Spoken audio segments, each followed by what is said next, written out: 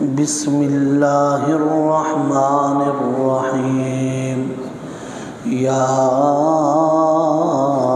ایہا الذین آمنوا لا تقدموا بین یدی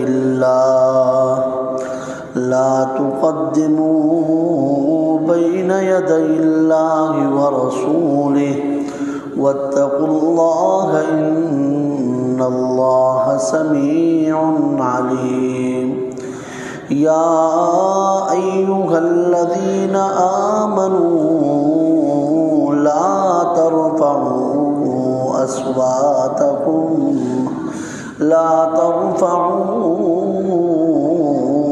أصواتكم فوق صوت النبي ولا تجهروا له بالقول كجهر بعضكم لبعض أن تحبط أعمالكم وأنتم لا تشعرون۔ یہ جو آیتیں ہیں اس کا شان نزول یہ ہے کہ ایک دفعہ قبیلہ بنو تمیم کے کچھ لوگ آئے۔ قبیلہ کہتے ہیں برادری کو، تو بنو تمیم برادری کے کچھ لوگ جناب رسول اللہ صلی اللہ علیہ وسلم کی خدمت میں حاضر ہوئے اور انہوں نے عرض یہ کیا کہ ہمارے قبیلے کا سردار کون بن جائے، حاکم کون بن جائے۔ تو حضرت ابوبکر صدیق رضی اللہ تعالی عنہ نے یہ تجویز پیش کی کہ قعقاع ابن معبد کو اگر تمہارا سردار بنا لیا جائے تو بہتر ہے، اور حضرت عمر رضی اللہ تعالی عنہ نے یہ تجویز پیش کی کہ اقرع ابن حابس کو اگر سردار بنا لیا جائے، حاکم بنا لیا جائے تو یہ بہتر ہے۔ اچھا، یہ دونوں بات کر رہے تھے، وہ آواز ذرا بلند ہو گئی۔ نبی پاک صلی اللہ علیہ وسلم بھی بیٹھے تھے اور یہ آپس میں دونوں بات چیت کرتے ہوئے، رائے دیتے ہوئے ان کی آوازیں آپس میں کیا ہو گئی، بلند ہو گئی۔ اللہ نے قرآن مجید کی یہ آیتیں نازل فرمائی اور قیامت تک آنے والے مسلمانوں کے لیے اللہ نے زبردست ہدایات بیان فرمائی۔ اتنی پیاری ہدایات اللہ رب العزت نے بیان فرمائی اس صورت میں۔ شروع میں جو جملہ ہے یا ایھا الذین آمنوا، اس کو اگر ہم سمجھ لینا بہت بہترین معنی ہے یا ایھا الذین آمنوا۔ ویسے ہمارے ہاں تو عموماً یہی معنی کر دیا جاتا ہے یا ایھا الذین آمنوا، اے ایمان والو، لیکن اس الفاظ میں یہ جو معنی ہم کرتے ہیں نا اے ایمان والو، یہ پورا معنی نہیں ہے۔ اس کا معنی سب سے بہترین معنی جو کیا ہے نا، وہ ہمارے حضرت ڈاکٹر عبدالحی عارفی صاحب رحمہ اللہ نے کیا ہے۔ بڑا خوبصورت معنی انہوں نے کیا ہے۔ فرماتے ہیں کہ جب اللہ خطاب کرتا ہے نا لوگوں سے، تمام لوگوں سے، خواہ وہ مسلمان ہو، خواہ وہ کیا ہو، کافر ہو، تو اللہ ایک جملہ استعمال کرتا ہے قرآن میں، یا ایھا الناس، اے کائنات کے لوگوں۔ اور پھر جب اللہ کہتا ہے نا یا ایھا الذین آمنوا، اے ایمان والو، تو وہ فرماتے ہیں کہ اس کو اس طرح سمجھ لو۔ مثلا میں سمجھاتا ہوں اپنے الفاظ میں کہ میں اعلان کر دوں کہ 36 ایریا کے اندر جتنے بھی لوگ رہتے ہیں نا، گلشن مارکیٹ میں، مکہ مسجد کے آس پاس جتنے بھی لوگ رہتے ہیں، وہ سارے کے سارے لوگ مکہ مسجد کے اندر آ گئے۔ اب سارے محلے کے لوگ کیا ہو گئے، ہمارے مسجد میں جمع ہو گئے۔ پھر میں کہتا ہوں یار اس طرح کرو، آپ ذرا ادھر آ جاؤ، آپ ادھر آ جاؤ، آپ ادھر آ جاؤ، آپ ادھر آ جاؤ، 6-7 افراد کو علیحدہ کر لیتا ہوں، باقی لوگ بیٹھ جائے۔ یہ جو 6-7 افراد ہیں، ان سے میں نے خاص بات کر دی ہے۔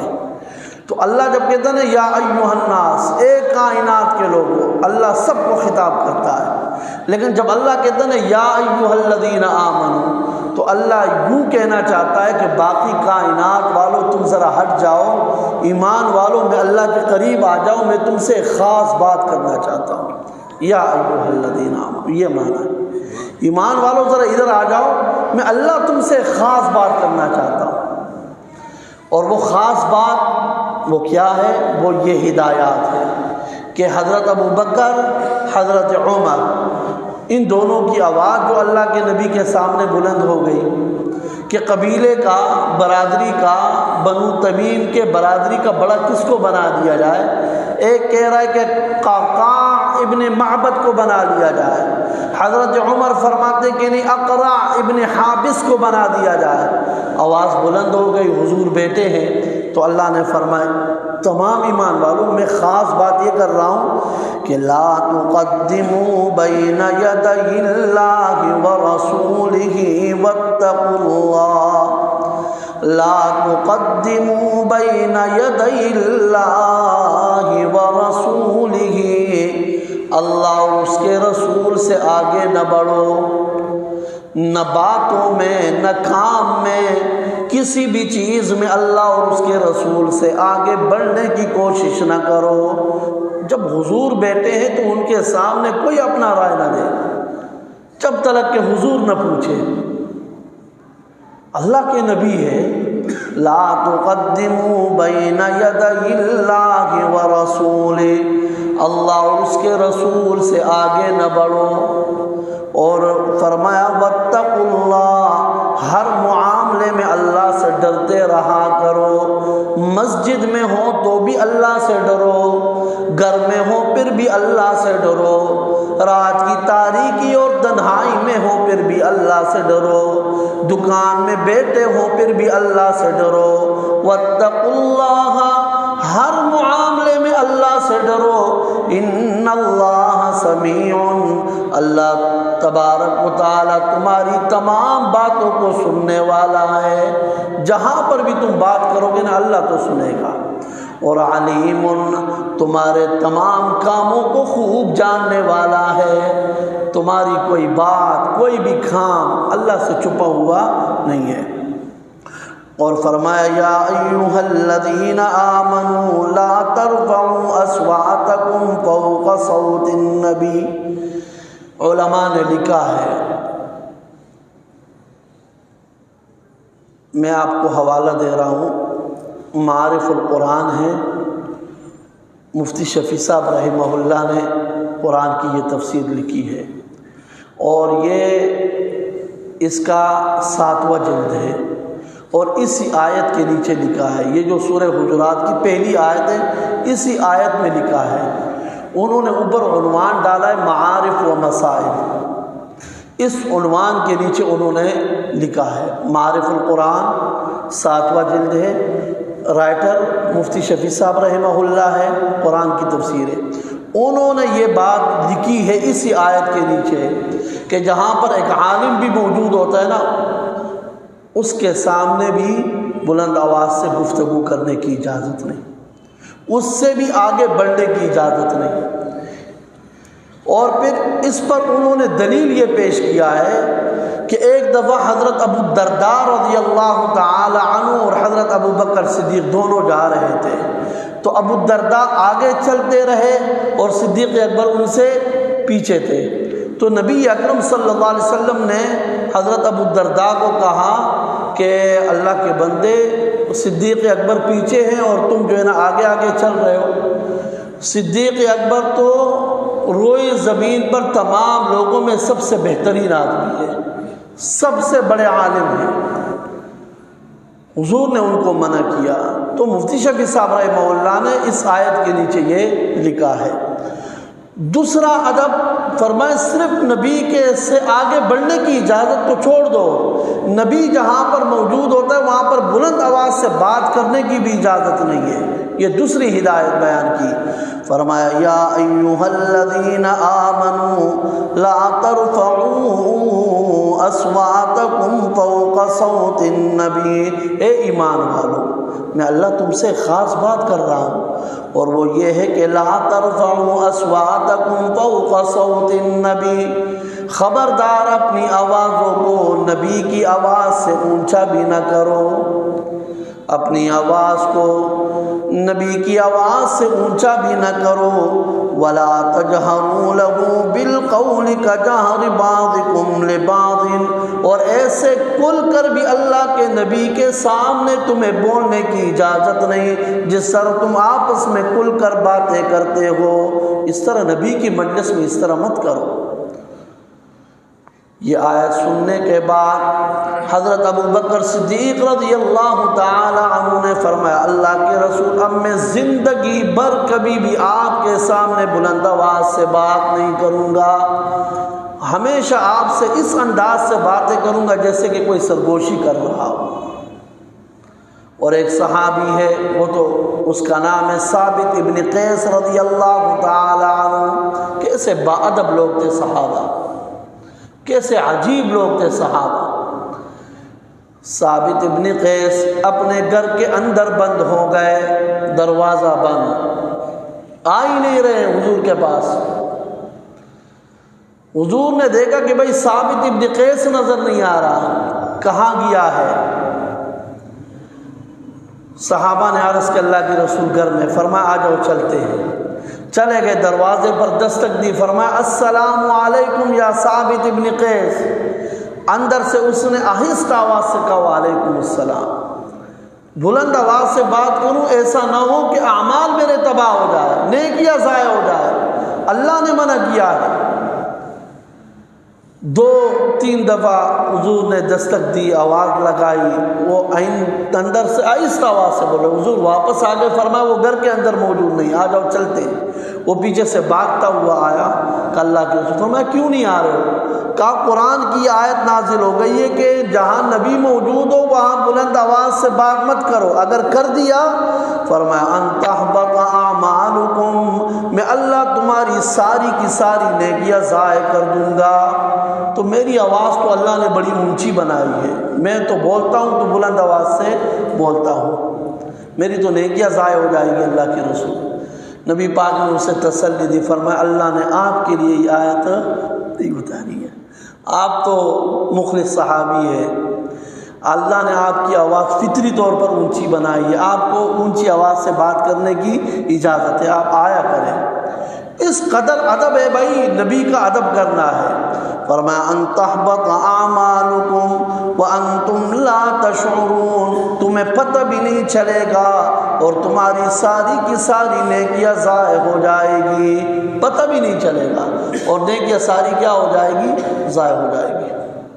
اس لیے جہاں بھی اللہ کے نبی موجود ہو بلند آواز سے بات کرنے کی اجازت نہیں ہے۔ ہمارے کچھ دوستوں کا، بھائیوں کا یہ بھی نظریہ بن جاتا ہے نا کہ نبی پاک صلی اللہ علیہ وسلم بھی ہر جگہ موجود ہے، تو بھائی اگر ہر جگہ اللہ کے نبی موجود ہے، مثلا اگر یہاں پر بھی موجود ہو اور میں مائک پر تقریر کر رہا ہوں، ہماری تو نیکی ہی تباہ ہو جائے گی۔ کچھ بات سمجھ میں آ رہی کہ نہیں آ رہی؟ ہر جگہ موجود علم اور قدرت کے اعتبار سے صرف اللہ کی ذات ہے۔ کچھ بات سمجھ میں آ رہی کہ علم اور قدرت کے اعتبار سے ہر جگہ موجود صرف کون ہے؟ اللہ رب العزت کی ذات ہے۔ باقی اللہ کے نبی صلی اللہ علیہ وسلم، ان کا مقام، ان کا مرتبہ، ان کی شان تمام دنیا کے لوگ، تمام انبیاء سے بڑھ کر ہے، اولیاء سے بڑھ کر ہے، ساری کائنات کے لوگ مل جائیں نا، نبی پاک صلی اللہ علیہ وسلم کے جوتے کے ساتھ جو خاک لگی ہے نا، اس خاک کا بھی مقابلہ نہیں ہو سکتا، سب سے بڑھیا مقام ہے۔ لیکن علم اور قدرت کے اعتبار سے ہر جگہ موجود صرف اللہ کی ذات ہے۔ اگر ہم یہ کہہ دیں نا کہ بھائی اللہ کے نبی صلی اللہ علیہ وسلم بھی ہر جگہ موجود ہے تو بڑے مسائل آئیں گے، ذرا سمجھنا چاہیے، بہت زیادہ مسائل آئیں گے۔ مثلا ایک مسئلہ تو یہ آئے گا کہ پھر ہجرت کا کیا معنی ہے، یعنی جب حضور مکہ میں بھی ہے، مدینہ میں بھی ہے، تو پھر مکہ سے ہجرت کیسے ہو گئی مدینے کی طرف؟ کچھ بات سمجھ میں آ رہی کہ نہیں آ رہی؟ پھر یہ جو قرآن میں مکی اور مدنی صورتیں ہیں، یہ فرق پھر کیسے ہم کریں گے؟ پھر یہ جو معراج کا واقعہ ہوا، یہ کیسے ہوا ہے؟ جب حضور آلریڈی پہلے ہی ہر جگہ موجود ہے، تو پھر مدینہ سے مسجد اقصیٰ کا جانا، جو جاتا ہو وہ ہر جگہ موجود نہیں ہوتا، اور جو ہر جگہ موجود ہوتا ہے وہ جاتا نہیں ہے۔ تو اس لیے نظریہ یہ رکھنا چاہیے کہ ہر جگہ موجود ہونا علم اور قدرت کے اعتبار سے یہ صرف کس کی ذات ہے؟ اللہ رب العزت کی ذات ہے۔ اور پھر آگے تیسرا ایک انعام اللہ نے بیان کیا، وہ یہ بیان کیا، فرمایا ان الذین یغضون اصواتهم عند رسول اللہ اولئک الذین امتحن اللہ قلوبهم للتقوی، جو لوگ اپنی آوازوں کو پست رکھتے ہیں اللہ کے نبی صلی اللہ علیہ وسلم کے سامنے، فرمایا یہی تو لوگ ہیں جو صحابہ ہیں۔ امتحن اللہ قلوبہم، دنیا میں شاگرد ہوتے ہیں، ہمارے مدرسے کے بچے ہوتے ہیں، اسکول کے بچے ہوتے ہیں، کالجوں کے بچے ہوتے ہیں، اللہ سب کو کامیاب کر دے، تو یہ بچے امتحانات دیتے ہیں، ان کا امتحان جو لینے والا ہوتا ہے بسا اوقات اپنے ہی مدرسے کا ہوتا ہے، باہر کے بورڈ کے لوگ بھی ہوتے ہیں، وہ امتحان لیتے ہیں، کوئی پاس ہو جاتا ہے، کوئی کیا ہو جاتا ہے، ناکام ہو جاتا ہے۔ لیکن ہمارے نبی کے جو شاگرد تھے نا وہ کون تھے؟ صحابہ۔ نبی پاک کے شاگرد کون تھے؟ صحابہ۔ ان کا امتحان کس نے لیا؟ خود اللہ نے لیا۔ شاگرد ہے اللہ کے نبی کے، اور امتحان لینے والا کون ہے؟ اللہ۔ اور اللہ نے اس جگہ کا امتحان لیا جس جگہ میں اللہ کے سوا کوئی اور جا ہی نہیں سکتا، یعنی اس جگہ کی کیفیت کا اللہ کے سوا کسی کو پتہ ہی نہیں چل سکتا۔ اور وہ جگہ کون سی تھی؟ دل۔ دل کے اندر کیا ہے؟ بھائی میں زبان سے کچھ بھی بات کروں لیکن میرے دل کے اندر کیا ہے یہ صرف اللہ ہی جانتا ہے۔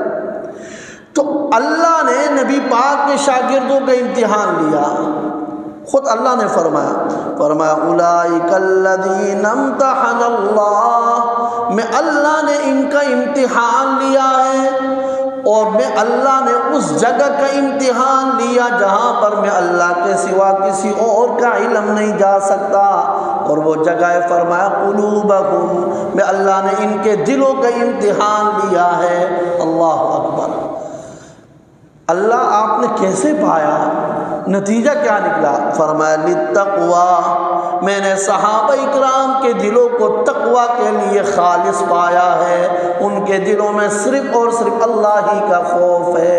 اللہ کو پتہ تھا بعد میں کچھ لوگ آئیں گے کہ جو صحابہ پر لعن طعن کریں گے، تو اللہ نے پہلے ہی فرمایا بھائی دل سے بھی وہ پکے ایماندار تھے، زبان سے بھی وہ پکے ایماندار تھے، اور فرمایا ایک اعلان بھی کر رہا ہوں لہم مغفرۃ، ہو سکتا ہے بعد میں آنے والا کوئی یہ کہے کہ فلاں صحابی سے فلاں غلطی ہو گئی تھی، اللہ فرماتے لہم مغفرۃ، میرے نبی کے صحابہ سے غلطیاں بعد میں ہوگی، لیکن میں اللہ بخشش کا اعلان پہلے کر رہا ہوں، میں اللہ نے ان کی ساری خطائیں معاف کر دی ہیں۔ اور ایک اور انعام کا اعلان بھی کیا، فرمایا وَأَجْرٌ عَظِيمٌ، اور میں اللہ انہیں بہت بڑا اجر اور ثواب عطا کروں گا، بہت بڑا اجر اور ثواب عطا کروں گا۔ وہ کتنا بڑا اجر ہوگا جس کو اللہ کہہ دے کہ وہ بہت بڑا اجر ہوگا۔ اللہ رب العزت ہم سب کو کہنے اور سننے سے بڑھ کر عمل کی توفیق عطا فرمائے، دین کی صحیح سمجھ نصیب فرمائے۔ اے اللہ ہمارے گناہوں کو معاف فرما، پروردگار ہماری غلطیاں معاف فرما، اے اللہ ہماری لغزشیں معاف فرما۔ وصلی اللہ علی النبی وآلہ